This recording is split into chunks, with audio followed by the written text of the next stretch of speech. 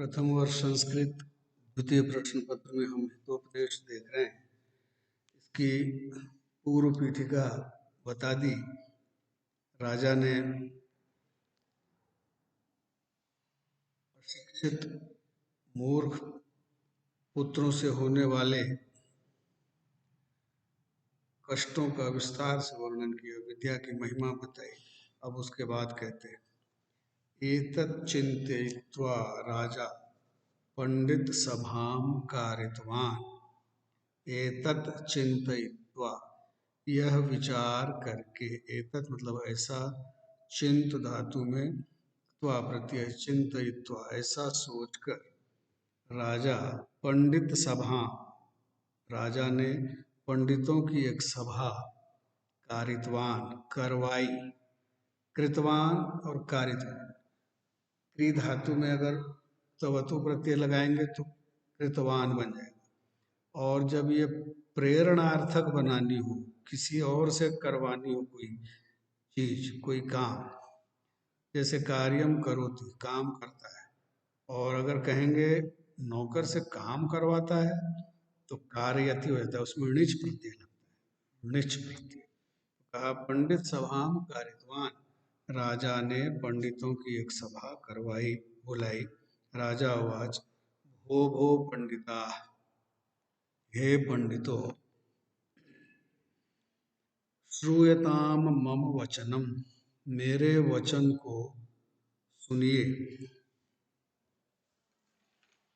श्रूयताम मे वचनम, मेरे वचन को सुनिए। अस्ति कश्चित एवं भूतो विद्वान, यो मम पुत्राणाम नित्यम उन्मार्गगामिनाम अनधिगत शास्त्राणाम इदानीम नीति शास्त्रोपदेशेन पुनर्जन्म कारयितुम समर्थः। का श्रूयताम मम वचनम, हे पंडितों, मेरी बात सुनिए। अस्ति कश्चित एवं भूतो विद्वान, क्या कोई इस प्रकार का विद्वान है, यो मतलब जो, मम पुत्राणाम, मेरे पुत्रों के लिए, नित्यम, पुत्र कैसे हैं, नित्यम उन्मार्गगामिना, हमेशा उन्मार्ग पर चलने वाले हैं। उन्मार्गगामी मतलब गलत मार्ग पर चलने वाले हैं। अनधिगत शास्त्राणाम, और कैसे हैं, जिन्होंने शास्त्रों का अधिगम नहीं किया, जिन्होंने शास्त्र ज्ञान भी नहीं पाया, ऐसे मेरे पुत्रों का इदानीम नीति शास्त्रोपदेशे, नीति शास्त्र के उपदेश के द्वारा, पुनर्जन्म कारयितुम समर्थ, पुनर्जन्म करवाने में समर्थ है क्या। आप में से कोई ऐसा विद्वान इस सभा में है जो नीति शास्त्र के उपदेशों के द्वारा मेरे पुत्रों का पुनर्जन्म करवा सके। मेरे पुत्र उन्मार्गगामी हो गए हैं, मेरे पुत्र भ्रष्टाचरण में लिप्त रहते हैं और इन्होंने कोई भी शास्त्र नहीं पढ़े हैं, तो मेरे इन पुत्रों को कोई इनका पुनर्जन्म करवाने में समर्थ है क्या। उन्होंने पंडितों की सभा में ये प्रश्न पूछा। फिर श्लोक है, काचः कांचन संसर्गात धत्ते मारकतीम द्युतिम तथा सत्सन्निधानेन मूर्खो याति प्रवीणताम। बहुत अच्छा श्लोक है। काच मतलब कांच, कांच, कांचन संसर्गात, कांचन मतलब स्वर्ण, सोना, संसर्ग मतलब संपर्क। कांच जो है सोने के संपर्क से, धत्ते मारकतीम द्युतिम, मारकती मरकत मणि की द्युति यानी कांति को धत्ते धारण कर लेता है। अगर कांच को सोने के समीप रख दिया जाए तो स्वर्ण की आभा, स्वर्ण की कांति से कांच में भी मरकत मणि, पन्ने जैसी कांति उत्पन्न हो जाती है।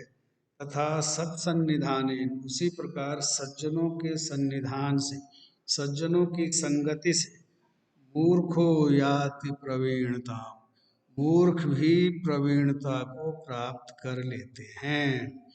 अर्थात जैसे कांच, कांच बहुत मूल्यवान पदार्थ नहीं है, लेकिन जब वह स्वर्ण के संपर्क में आता है तो उसमें मरकत मणि की द्युति आ जाती है, मानो पन्ना, पन्ना महंगा रत्न। उसी प्रकार कोई मूर्ख भी है तो पंडितों के साथ रहने के कारण निपुण हो जाता है।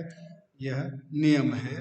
देखिए कितनी अच्छी वो बात कही है। हमें हमेशा पंडितों, सज्जनों, पढ़े लिखों का संपर्क रखना चाहिए ताकि हमारे व्यक्तित्व में भी कुछ उससे विकास होए, हमारा चरित्र भी उससे उत्थान को प्राप्त होए।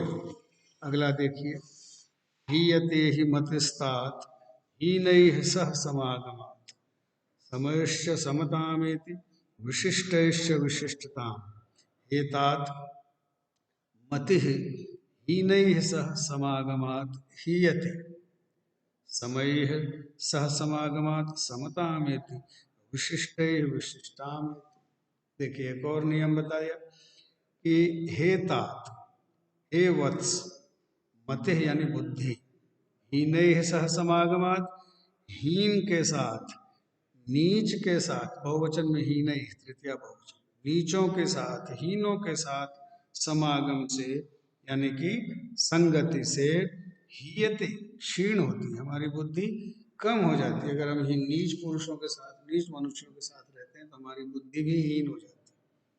समान बुद्धि वालों के साथ समतामेति, समय, हम अपने बराबर वालों के साथ अगर रहते हैं तो हमारी बुद्धि उनके समान हो जाती है।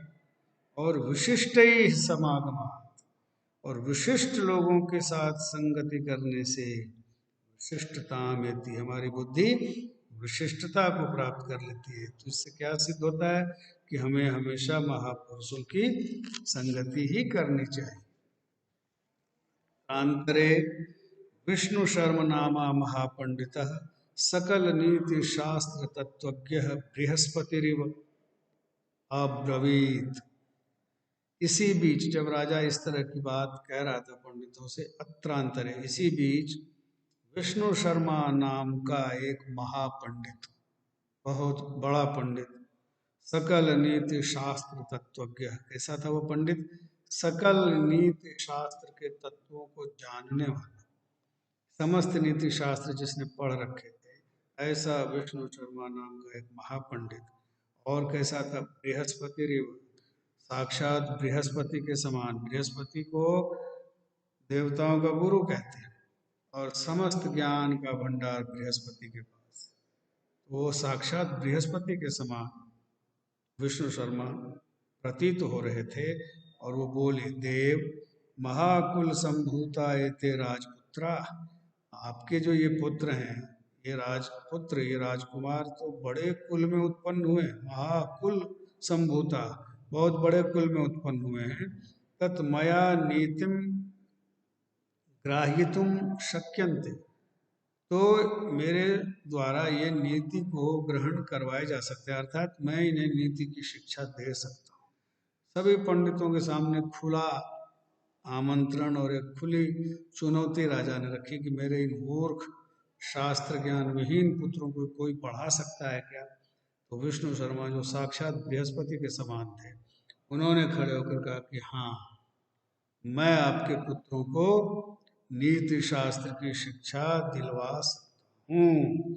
ना द्रव्ये निहिता काचित क्रिया फलवती भवेत, न व्यापार शते नापि शुकवत पाठ्यते बक। और क्या कहा? क्यों, मैं ऐसा क्यों कह रहा हूँ? तो अद्रव्ये निहिता काचित क्रिया फलवती न भवेत, अद्रव्य यानी जो द्रव्य नहीं है, जो पात्र नहीं है, जो कुपात्र है, अपात्र में रखी गई कोई भी क्रिया सफल नहीं होती।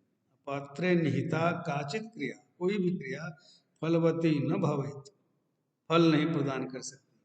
बकः व्यापारशते नपि, बगुले को हजार व्यापारों के द्वारा भी, हजार प्रकार से यत्न करने पर भी शुकवत न पाठ्यते, वह तोते के समान पढ़ नहीं सकता, क्योंकि वो पात्र ही नहीं है। बगुला अपात्र है, इसलिए अपात्र में रखी गई कोई भी वस्तु फलवती नहीं होती। जैसे बगुले को हजार प्रकार से उद्योग करने पर भी तोते की भांति नहीं पढ़ाया जा सकता।